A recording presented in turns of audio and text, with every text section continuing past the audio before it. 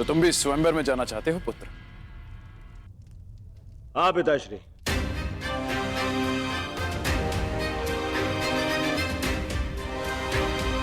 नहीं कुमार, ये नियम के विरुद्ध है।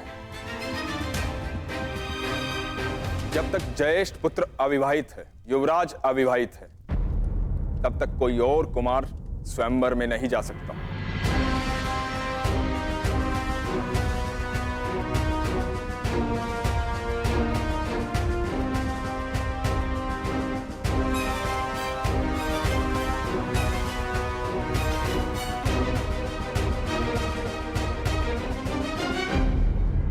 युवराज अविवाहित है, तब तक कोई और कुमार स्वयंवर में नहीं जा सकता। विदुर महोदय, ये कौन सा नियम है कि एक पुत्र अपने पिता से मन की बात भी ना कह सके? और रही बात राजनियम की, तो सम्राट राजनियम बनाते हैं, वो स्वयं उसके अधीन नहीं होते।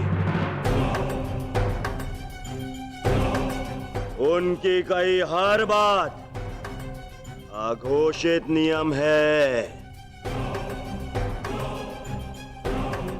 और अकारण विवाद क्यों करना है दुर्योधन? ना बात यदि युवराज की है तो उन्हीं से पूछ लेते हैं। क्यों युवराज युधिष्ठिर?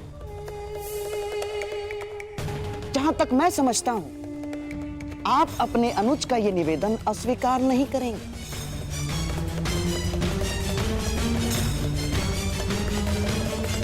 निसंदेह है मामाश्री, यदि अनुज दुर्योधन स्वयंवर में साथ जाना चाहते हैं तो मुझे कोई आपत्ति नहीं।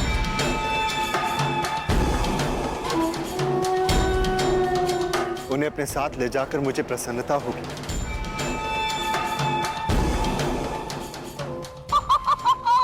साधु साधु, आपका अपने भाई के प्रति प्रेम अतुलनीय है। लीजिए महामंत्री विदुर, हो गया विवाद का निवारण।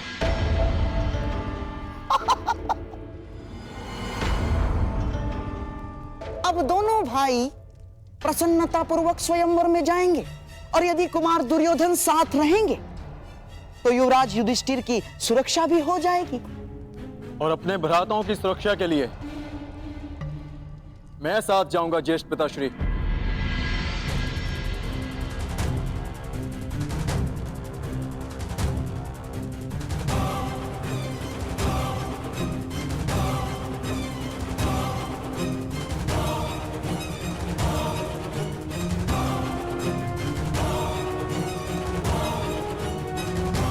की सुरक्षा के लिए मैं साथ जाऊंगा ज्येष्ठ पिताश्री।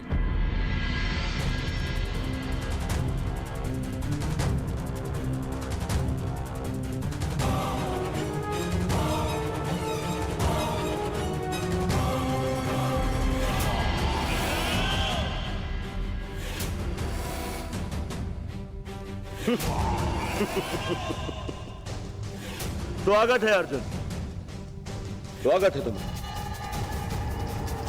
मेरा एक मित्र भी तुमसे मिलने के लिए ललायत।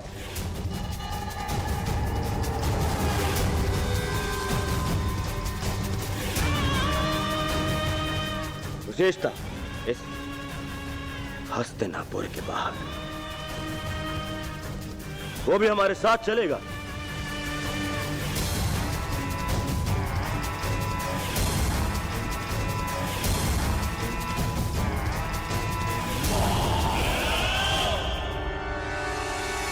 विदुर, कलिंग नरेश को संदेश भेज दिया जाए कि हस्तिनापुर के कुमार स्वयंवर में पधार रहे हैं।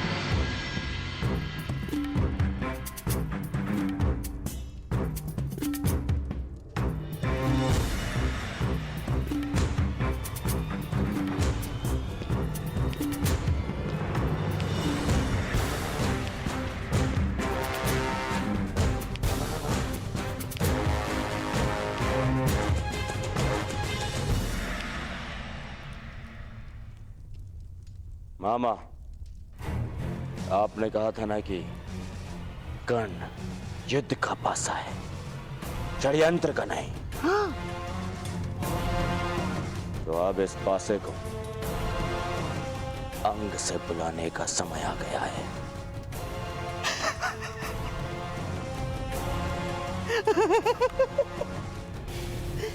मेरे होने वाले सम्राट।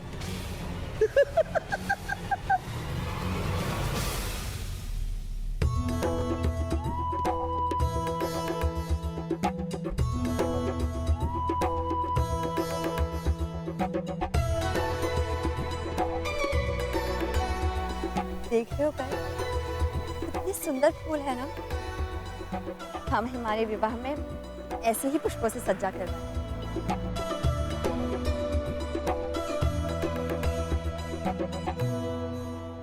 क्या सोच रहे हो? सोच रहा हूं कि माता और पिताश्री शीघ्र ही आते होंगे। मेरे पिताश्री आएंगे या नहीं ज्ञात नहीं।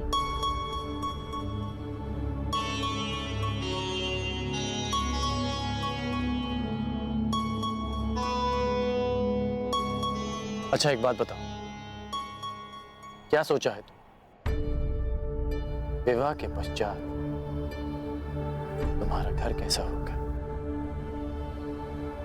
पहली बात, वो मेरा घर नहीं हमारा घर होगा। और दूसरी बात, वो भले ही छोटा होगा परंतु सुंदर होगा। भित्तियों पर सुंदर सुंदर कलाकृति, दोनों पर कलाकृतियां, श्वेत और दूसरे रंग की यावनिकाएं, और खिड़की से ऐसा दृश्य होगा जहां से सूर्य भी दिखे और चंद्रमा भी। और हाँ, ऐसे सुंदर और सुगंधित पुष्प सज्जा हो। और हे ईश्वर, पुष्प सज्जा का कार्य अधूरा पड़ा है। तुम भी ना मुझे बातों में उलझाकर ना स्वयं कुछ करते हो ना मुझे कुछ करने देते हो। कहाँ मैंने सोचा था कि तुमसे पुष्प सज्जा में सहायता लो, परंतु तुम जैसे कठोर योद्धा कहाँ से इन कोमल से पुष्पों को समझेगा।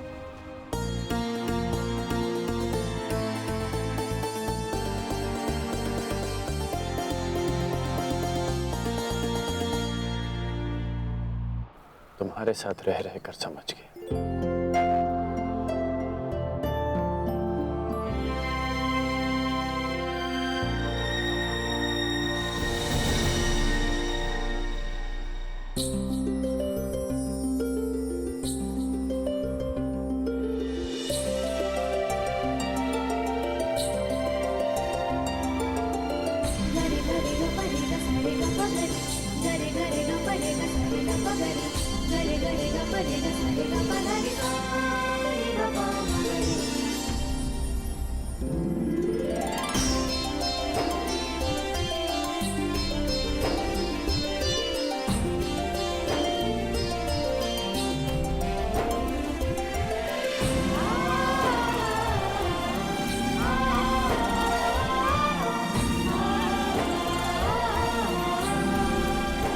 कैसा लगा मेरा प्रबंध? अद्भुत, अति सुंदर।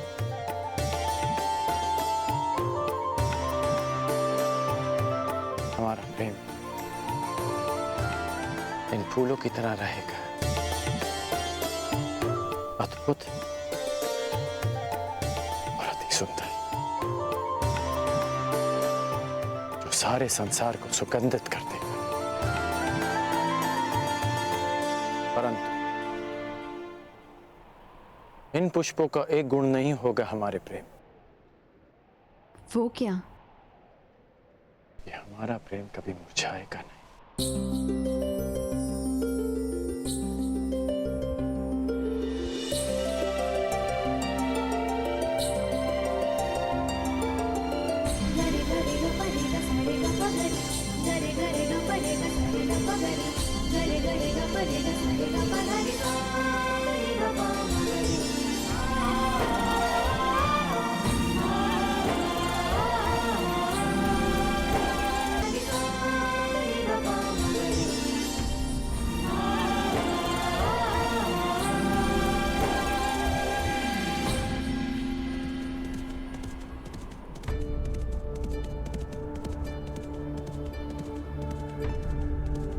बताने की ध्वनि है।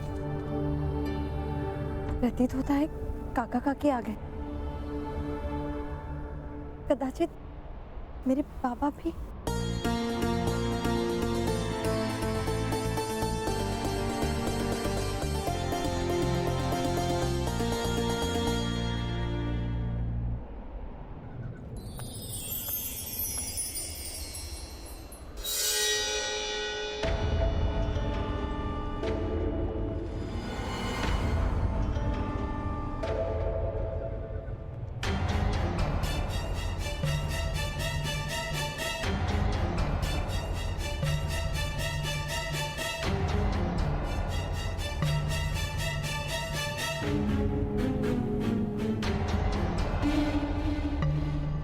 प्रणाम कुमार।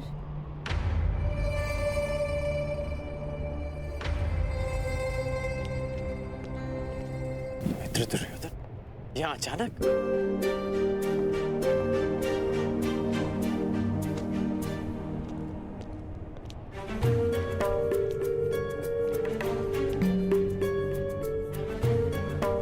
क्यों?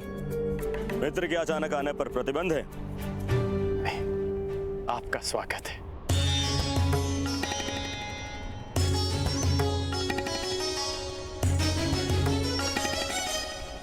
कैसे हो मित्र? आश्चर्यचकित हूँ। आने का संदेश तो दिया होता मित्र, कम से कम स्वागत का प्रबंध तो कर लेता। स्वागत के समय नहीं है मित्र, हमें अभी और इसी समय कलिंग की ओर प्रस्थान करना है। चलो। अचानक कलिंग?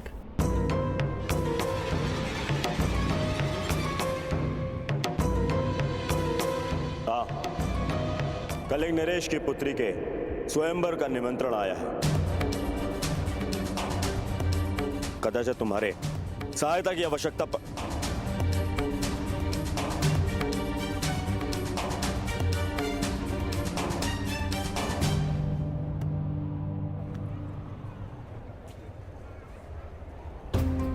अब इसे क्या हुआ है? तो वृषाली और मेरा विवाह होने वाला है। तुम्हें भी निमंत्रण भिजवाया है मित्र। विवाह? कब है विवाह? पूर्णिमा के अगले दिन। तो मुझे लगा था कि अगर तुम मेरे साथ में चलोगे तो उचित होगा, परंतु तुम्हारा विवाह भी है।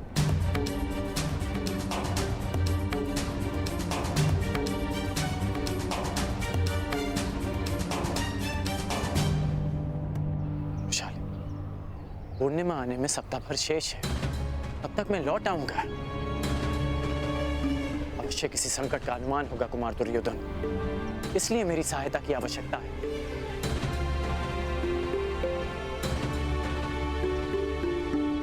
समझने का प्रयास करो वृषाली, मैं कुमार दुर्योधन का ऋणी हूं। उन्होंने मेरा लक्ष्य प्राप्त करने में मेरी बहुत सहायता की और आज उन्हें सहायता की आवश्यकता है। मैं उन्हें निराश नहीं कर सकता। मित्र की सहायता कर्ण का परम धर्म है।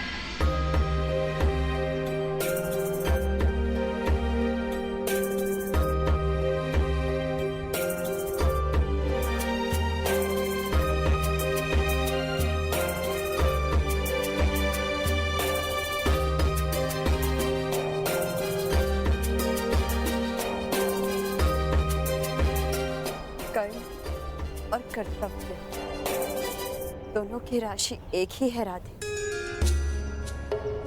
जिसके साथ जीवन के मार्ग पर चलना है, उसके कर्तव्य के मार्ग पर बाधा नहीं बनेगी ये वृषाली।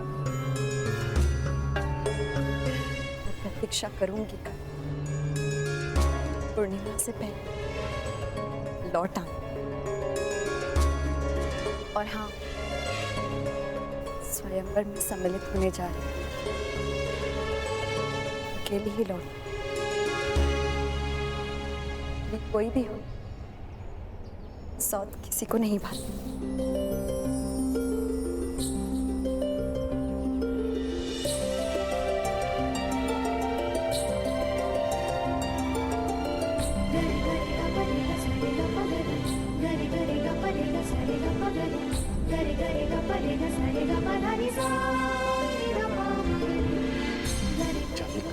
कर्तव्य की राशि 1, शादी और विश्वास की राशि भी 1 है। और अब जे करण का कर्तव्य है कि वो वृषाली का विश्वास ना दो। जब धनुष तो वृषाली उसकी प्रतिज्ञा ये साथ कभी नहीं छूटेगा। जानती हूँ कर तुम जा, परंतु शीघ्र ही लौटना,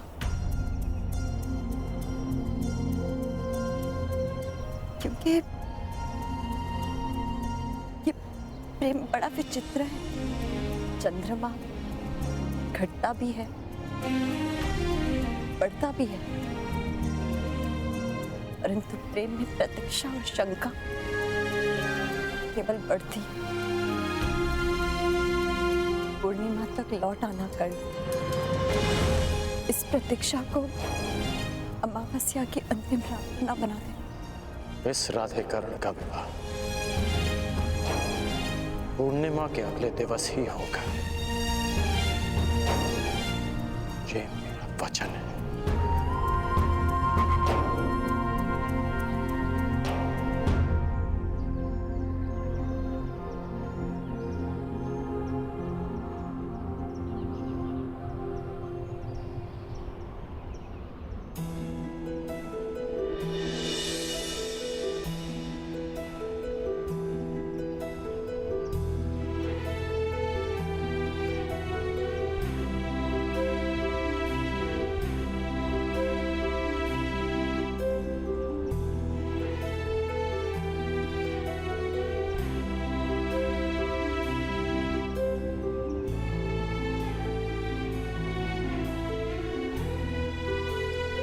ईश्वर करे मेरा स्वप्न सत्य सिद्ध ना हो।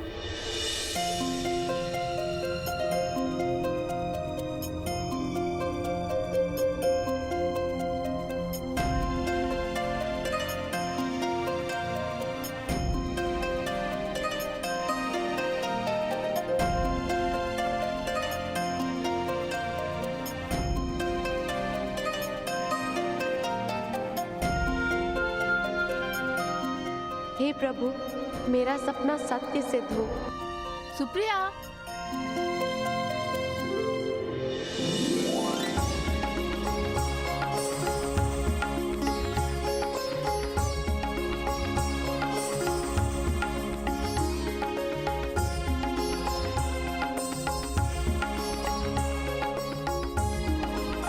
सुप्रिया शीघ्रता से चलो, राजकुमारी भानुमति आपकी प्रतीक्षा कर रही हैं। आ रहे हैं।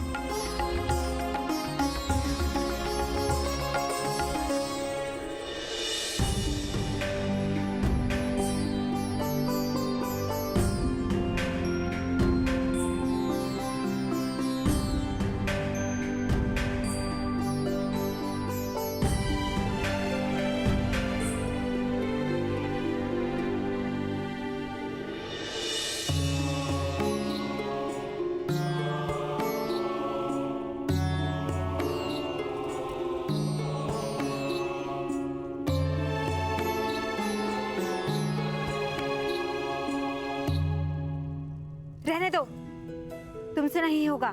सुप्रिया के अतिरिक्त कोई भी हमारी रूप सज्जा ठीक से नहीं कर सकता। कहाँ है सुप्रिया? यही हूँ सखी।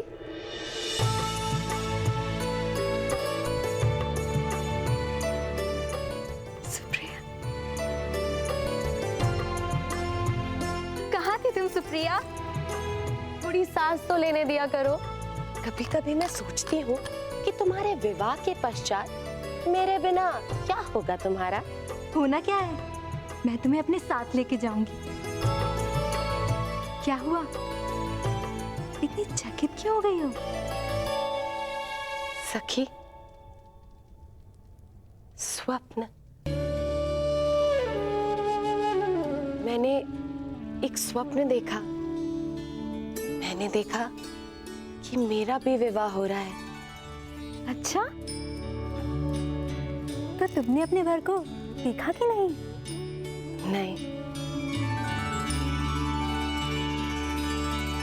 उनके मुख पर सूर्य जैसा तेज था।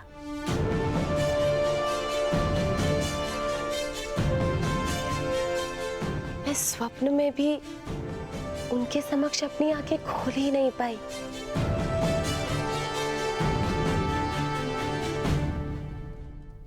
तो फिर सपने में देखा क्या? बस यही कि उन्होंने अपना पग जहां रखा वहां पुष्प खिला। ओहो, तो तुम्हारे मन में भी प्रेम के पुष्प खिलने लगे हैं। कहीं ऐसा ना हो कि मेरे स्वयंवर में अपने लिए वर ढूंढने लग जाओ।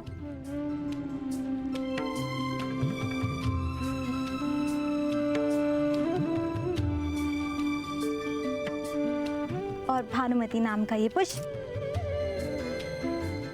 कहीं बिना खिले ना रह जाए। अरे हंस क्या रही हो? सोचो, स्वयंवर में अगर तुम्हारा सपना साकार हो गया तो? कहीं तुम्हें वर भा गया तो? तो क्या, मैं तुमसे तुम्हारी वरमाला छीनकर उस सूर्य के गले में डाल दूंगी।